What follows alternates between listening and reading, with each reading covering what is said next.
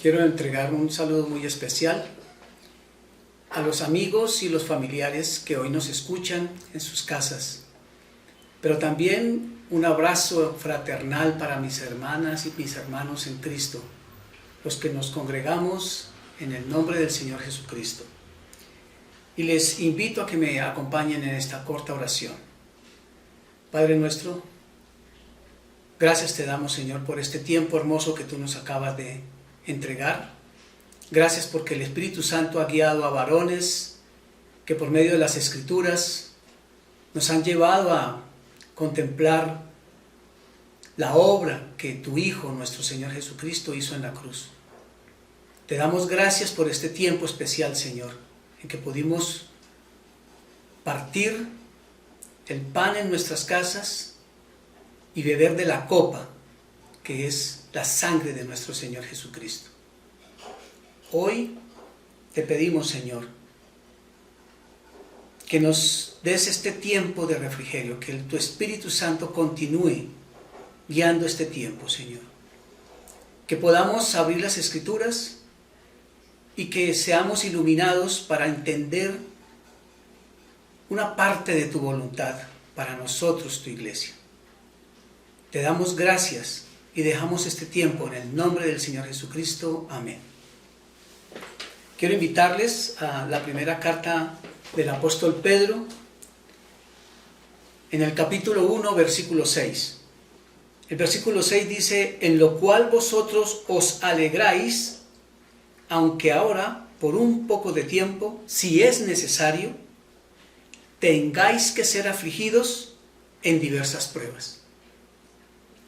En un instante, todos nosotros, toda la humanidad, nos cambió la vida de un momento a otro.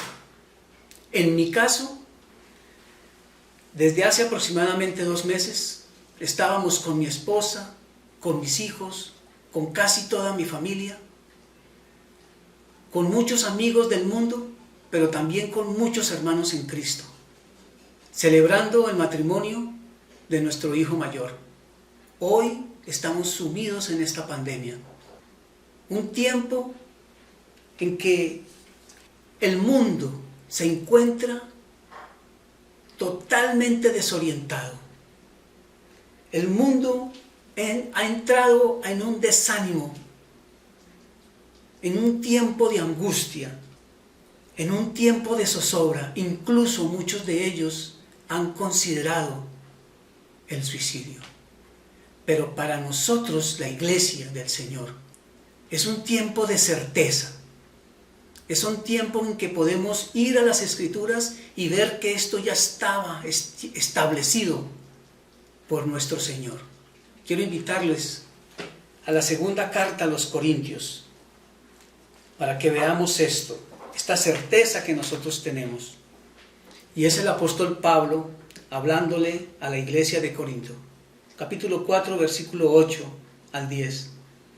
Nosotros que estamos atribulados en todo, mas no angustiados, en apuros, mas no desesperados, perseguidos, mas no desamparados, derribados, pero no destruidos, llevando en el cuerpo siempre por todas partes la muerte de Jesús, para que también la vida de Jesús se manifieste en nuestros cuerpos. Nosotros como iglesia hoy recordamos la oración que nuestro Señor Jesucristo hizo delante del Padre, allá en el capítulo 17 del Evangelio según San Juan, desde el versículo 14. Yo les he dado tu palabra, y el mundo los aborreció, porque no son del mundo, como tampoco yo soy del mundo. No ruego que los quites del mundo, sino que los guardes del mal. No son del mundo, como tampoco yo soy del mundo. Santifícalos en tu verdad. Tu palabra es verdad. Como tú me enviaste al mundo, así yo los he enviado al mundo.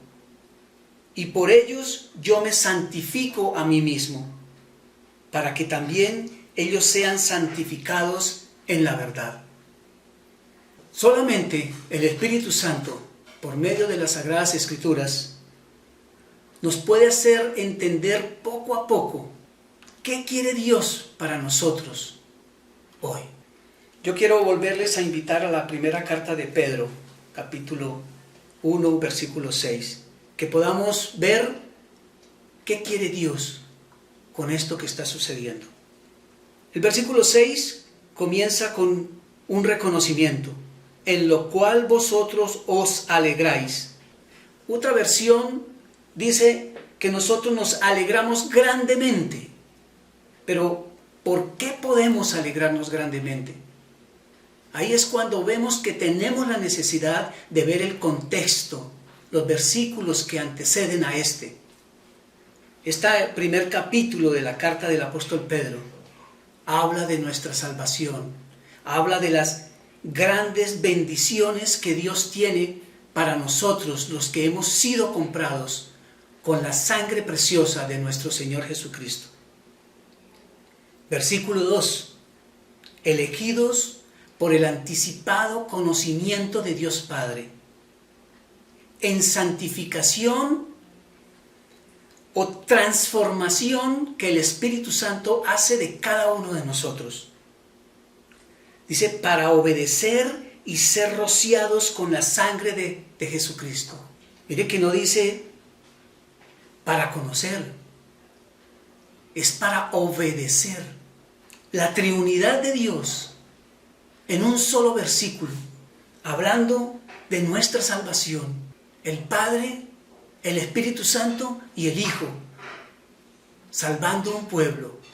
En el versículo 3 nos dice, bendito el Dios y Padre de nuestro Señor Jesucristo, que según su grande misericordia nos hizo renacer. Habla de una regeneración espiritual. Habla de un nuevo nacimiento, del mismo que el Señor Jesucristo le hablaba a Nicodemo, allá en el capítulo 3 del Evangelio según San Juan. Por la misericordia de Dios, para una esperanza viva, renacidos para una esperanza viva. ¿Y cuál es esa esperanza? La vida eterna. La vida eterna que nos es dada por la resurrección del Señor Jesucristo de los muertos. Hoy, todos nosotros estamos invitados a esa vida eterna. La iglesia, pero también aquel que aún no ha confesado hoy el nombre del Señor Jesucristo. Hoy, si tú no conoces del Señor Jesucristo, yo te invito a que prestes una atención a lo que dice Dios en su palabra, para que tú puedas considerar y más adelante puedas tomar una decisión. En el versículo 4 nos habla de esa vida eterna, una herencia incorruptible, incontaminada, inmarcesible. El apóstol Pedro más adelante nos indica en la segunda carta que esa herencia es grandes y preciosas promesas, preciosísimas promesas, para que nosotros llegamos a ser participantes de la naturaleza divina que hay en nuestro Señor y Salvador. Es decir, que nosotros seremos semejantes a nuestro Señor Jesucristo cuando Él vuelva por segunda vez por nosotros, su iglesia. Pero para ello, si tú no conoces, debes saber que hay un camino. Y ese camino es que debemos humillarnos delante de Dios, reconocer que somos pecadores, reconocer que necesitamos un mediador para podernos acercar a un Dios que es santo, santo, santo, y recibir perdón de pecados y recibir la vida eterna de que les estoy hablando. En el versículo 5, nosotros nos alegramos grandemente cuando comprobamos que no estamos solos, porque somos guardados por el poder de Dios y es el Espíritu Santo. Ese es el poder de Dios, que nos aviva nuestra fe y que nos ayuda a mantenernos fieles aún en circunstancias y momentos tan difíciles como los que estamos atravesando. Hermanos y amigos, si yo no entiendo mi salvación, no puedo soportar mi sufrimiento. Quiero repetirlo. Si yo no entiendo mi salvación, no puedo soportar mi sufrimiento. Seguidamente nos dice, aunque ahora por un poco de tiempo.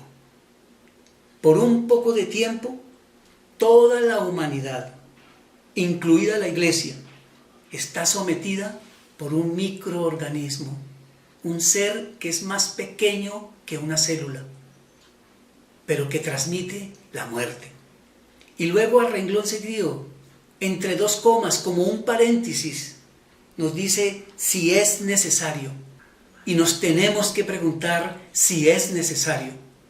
Y la respuesta es claro que es necesario. Porque hay un mundo que está apartado de Dios.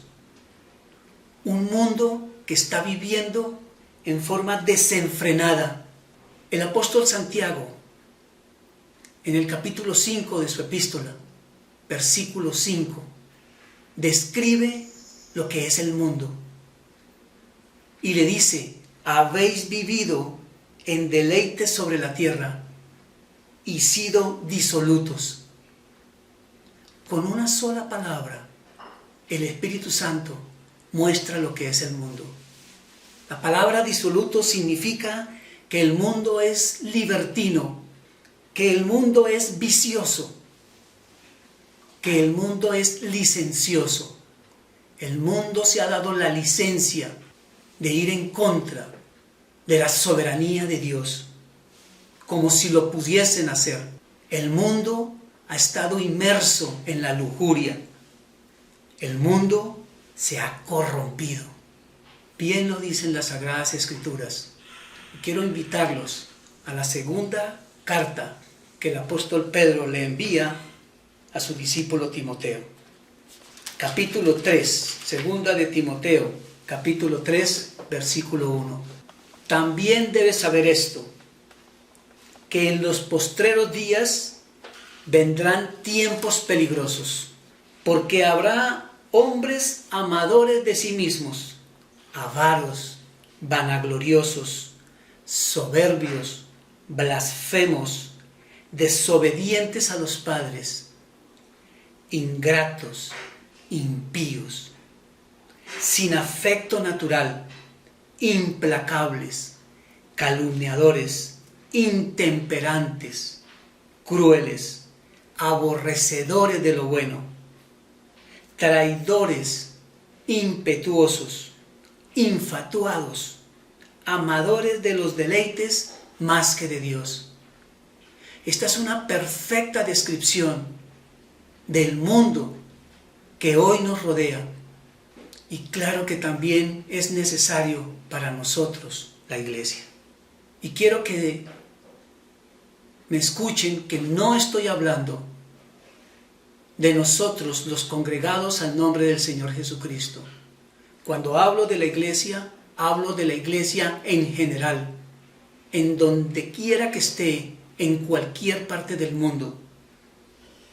Es necesario pasar por esta prueba, porque Dios está haciendo un llamado hoy a su iglesia, a no ser simples oidores, sino hacedores. Nos recordaba el versículo 2, no es para conocer, es para obedecer al Señor Jesucristo y a su preciosa voluntad. La iglesia, poco a poco, ha venido olvidando algunos de los mandatos que Dios da, algunos de los ministerios que Él nos ha dado. Voy a poner 3 ejemplos solamente, y no me quiero detener en ello, porque Dios habla a cada uno en particular. Ministerios como la reconciliación. El Padre ha entregado al Hijo en muerte de cruz para reconciliar consigo mismo al mundo, a todo lo creado. Y nosotros tenemos ahora ese ministerio de la reconciliación. Nosotros debemos llevar las buenas nuevas a ese mundo perdido del que acabamos de hablar, a ese mundo que está viviendo en forma disoluta. Nosotros tenemos que ir y llevar las buenas nuevas de salvación. Pero también hemos olvidado el ministerio de la intercesión. Dios pide de su iglesia que permanezca humillada, con ruegos, con súplicas, con lágrimas, ante la lamentable situación del que está necesitado, del que está angustiado. Hemos dejado de lado el ministerio de la intercesión.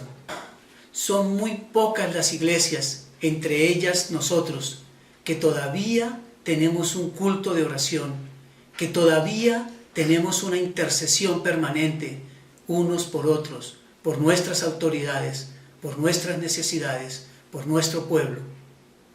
Son muy pocas, hermanos. También hemos olvidado el ministerio de la consolación, consolando al que está en cualquier tribulación, con la misma consolación con que Dios, el Padre de toda consolación y misericordia, nos ha consolado a nosotros. Son muchos los mandatos que voluntariamente estamos desconociendo. Por eso es que tenemos que ser afligidos en diversas pruebas. Hoy, como miembros del cuerpo de Cristo, podemos hacernos esta pregunta: ¿cuánto del mundo está permeando mi vida? ¿Cuánto del mundo está haciendo parte de mi manera de vivir? Dios es un Dios celoso y no va a pasar por alto esta circunstancia. Santiago, capítulo 4, versículo 4. Oh almas adúlteras, ¿no sabéis que la amistad del mundo es enemistad contra Dios? Cualquiera, pues, que quiera ser amigo del mundo, se constituye enemigo de Dios. ¿O pensáis que la Escritura dice en vano: el Espíritu que Él ha hecho morar en nosotros nos anhela celosamente? Dios está en busca de su iglesia y para ello nos usa a nosotros como instrumentos, como vasijas de barro. Nosotros, los que hemos sido comprados con la sangre preciosa que el Cordero derramó en la cruz. Quiero tomar un tiempo para resaltar algunos aspectos que esta pandemia nos está enseñando. No que sean los únicos aspectos y no que sean los aspectos más importantes, muy posiblemente. La intimidad que tú tengas con el Señor te va a mostrar algo más específico, algo más profundo de lo que estamos considerando hoy. Quiero resaltar 5 aspectos. El primer aspecto: el mundo debe reconocer que existe un único y soberano Dios, un único Dios verdadero, que es dueño y creador de todas las cosas, que nada sucede si no es su voluntad. Dios está pidiendo de este mundo que se humille delante de Él. Y Dios lo ha hecho de una manera contundente. Toda la fortaleza del hombre, toda su idolatría, toda su fuerza, todo su poder ha sido destruido, ha sido derribado. Con un simple microorganismo que no podemos ver con nuestros ojos a simple vista, ha echado por el suelo toda la soberbia y toda la arrogancia de un mundo pecador. Y a nosotros, la Iglesia, que conocemos de ese Dios, de sus perfecciones, hoy Dios nos está recordando que Él es el Dios omnisciente, el Dios que me ve. El segundo aspecto que podemos resaltar es que Dios nos recuerda que todos somos iguales. Este pequeño ser microscópico no hace diferencia por la creencia, por la raza, por la riqueza, por la pobreza, la edad, la fuerza, la debilidad, el conocimiento. Nosotros hemos visto cómo el mundo, desde tiempos muy remotos, se ha especializado en hacer diferenciación, una odiosa clasificación de la raza humana, de acuerdo a muchos parámetros, de acuerdo a la riqueza, de acuerdo al poder, de acuerdo a la raza, de acuerdo con la religión. Hay muchos aspectos por los cuales el mundo ha venido haciendo acepción de personas. Esto es odiado por Dios. Nosotros, la iglesia, sabemos que esto lo odia nuestro Dios. Nosotros, la iglesia, no podemos continuar segregando a aquellos que consideramos inferiores o menos dignos que nosotros. Dios no hace acepción de personas. Dios quiere que todos sean salvos y que todos procedan al arrepentimiento. Es más, nuestro Señor Jesucristo, Dios hecho carne, cuando Él vino al mundo, vino por todo aquel que está menesteroso, por el desamparado, por el paralítico, por el ciego, por el sordo, por el mudo. Todo lo que es desechado por el mundo, por eso vino nuestro Señor Jesucristo y por eso pagó en la cruz. Nosotros venimos de allá. Nosotros hemos sido sacados de lo vil y menospreciado del mundo. Y nosotros debemos seguir el ejemplo, nuestro mayor ejemplo, Cristo, que vino en pos del necesitado, del desamparado, del angustiado. Hoy nosotros como iglesia debemos estar procurando interceder por ese que está en angustia, en dificultad, por si quizás Dios el Padre les concede el don del arrepentimiento, para gloria de Él. El tercer aspecto que quiero resaltar es que por medio de esta pandemia, Dios le ha mostrado tanto al hombre como a la mujer que están en el mundo o que están en la iglesia, que el único lugar seguro es la familia. El mundo se ha dedicado a ir en contra de la familia, a romper la unidad familiar. Dios quiere que el hombre y la mujer sean una sola carne. Dios odia el divorcio, Dios odia la separación. Hombres y mujeres, tendremos que llegar a tomar un tiempo para el amor y para el respeto, un tiempo para el compartir, la lectura, un juego, un pasatiempo, para compartir una enseñanza, pero también para dar una corrección. Eso es lo que quiere, esa es la voluntad de Dios el Padre, que tanto el hombre como la mujer lleguemos a ser una sola carne, que nuestras familias sean el sitio en donde el Señor se glorifica, que seamos familias que demos alabanza, gloria y honra a nuestro Salvador, familias que sean de bendición para la ciudad en donde nos ha puesto el Señor, para el país en donde nos ha puesto el Señor. El cuarto aspecto que podemos resaltar de este tiempo de pandemia, y que Dios lo dice de muchas maneras en su Escritura: todos nos necesitamos. En cualquier hora, en cualquier momento, siempre se habrá la oportunidad para darle a nuestro prójimo de lo que Dios ya nos ha dado. de lo que ya tenemos.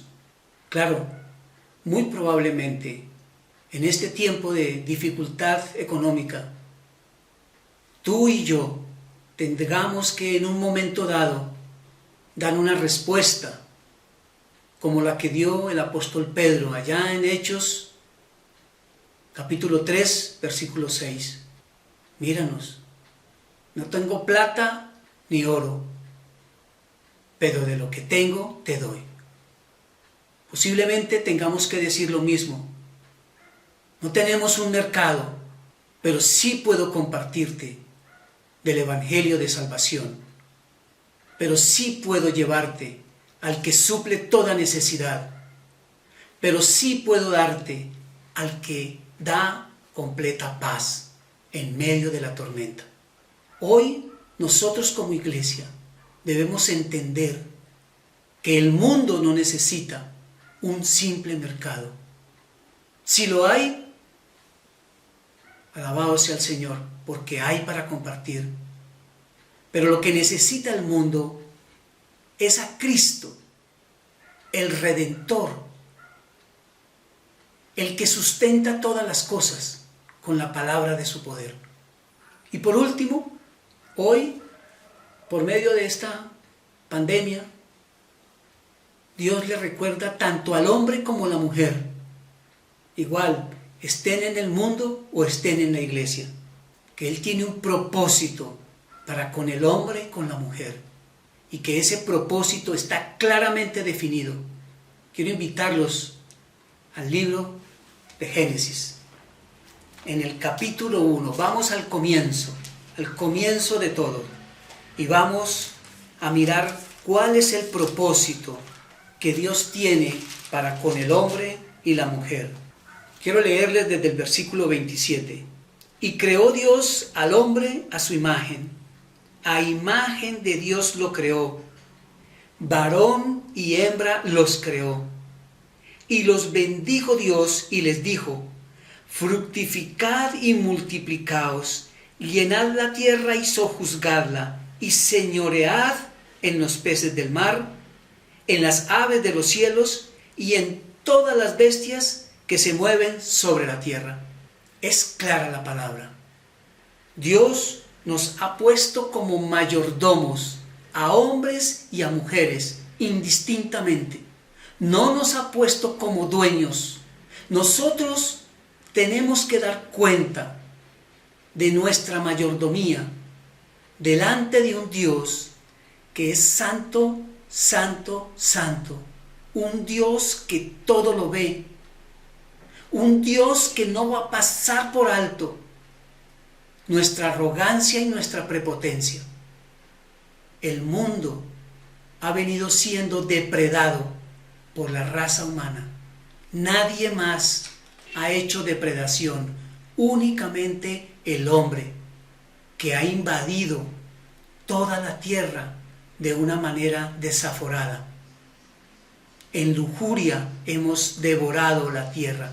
Dios está en contra de esto. Este tiempo de dificultad, de dura prueba, debe invitarnos a reflexionar sobre esto. Un día tendremos que dar cuenta delante de Dios. No somos dueños. El dueño de todo, el creador y sustentador del universo, un día nos pedirá cuentas de nuestra mayordomía. Quiero terminar invitándolos al segundo libro de Crónicas, capítulo 7, versículo 14.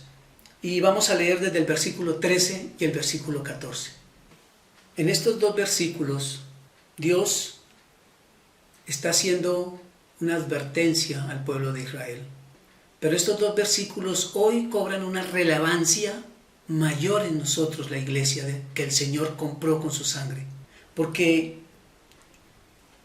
el Señor se acerca a este pueblo de Israel y hoy se acerca a nosotros y nos habla de una manera franca y hermosa. Si yo cerrare los cielos para que no haya lluvia, y si mandare a la langosta que consuma la tierra, o si enviare pestilencia a mi pueblo. Si se humillare mi pueblo, sobre el cual mi nombre es invocado, y oraren y buscaren mi rostro, y se convirtieren de sus malos caminos, entonces yo oiré desde los cielos, y perdonaré sus pecados, y sanaré su tierra. Ahora estarán abiertos mis ojos y atentos mis oídos a la oración en todo lugar. Dios pide de nosotros su pueblo. Dios no le está pidiendo al mundo. El mundo no entiende esto. Somos nosotros, la iglesia, los que debemos entender esto. Que la iglesia pueda volver a ser esa intercesora. Que la iglesia pueda volver a humillarse delante de un Dios santo. Que la iglesia pueda volver a comprometerse en una intercesión con lágrimas, con ruego, con súplica profunda delante del Creador. Yo agradezco que últimamente, en estos 2 meses de difícil prueba, nuestra congregación, todos nuestros hermanos y nuestras hermanas, hemos estado buscando el rostro del Señor. Múltiples discipulados, grupos de estudio, grupos de consejería, grupos de consolación. Eso es lo que busca nuestro Señor de nosotros como iglesia. Que nosotros podamos verdaderamente arrepentirnos y apartarnos de aquello que no estamos haciendo conforme a la voluntad del Rey. Porque vienen esas noticias hermosas. Entonces, viene esa condición. Entonces, debemos coger ánimo en esto, hermanos. Entonces yo oiré desde los cielos, perdonaré sus pecados y sanaré su tierra. Es por nosotros, no es con nosotros, pero Dios ha obrado por medio de vasijas de barro como intercesores para que este Dios responda nuestras necesidades y que toda la gloria sea para Él. Quiero invitarles a terminar en oración. Soberano Dios, te damos gracias por este tiempo que tú nos has permitido. Te damos gracias por estos aspectos que hemos considerado. No que sean los únicos, Señor. Tú tienes más para decirnos a nosotros, tu pueblo. Tú tienes más para decirnos a nosotros, a cada uno en forma individual. Pero hoy venimos ante tu presencia para darte las gracias, Señor, por este tiempo que ha sido dirigido por el Espíritu Santo. Y te queremos pedir, Señor, que tú te glorifiques cuando nosotros podamos obedecer a tu voluntad. Señor, que tú veas cómo parte del mundo se humilla y se arrepiente y procede al arrepentimiento. Señor, que tú te glorifiques cuando nosotros, tus hijos, no hagamos acepción de personas. Que tú, Señor, te glorifiques cuando nosotros veamos a nuestra familia como el centro de refugio, como el sitio especial para tener una intimidad contigo. Que nosotros podamos compartir de lo que tenemos, de las buenas nuevas de salvación. Que podamos interceder y compartir permanentemente por un mundo caído, un mundo del cual nosotros procedemos, pero ya no pertenecemos al mundo. Tú nos estás guardando del mal. Toda la gloria y toda la honra es para ti.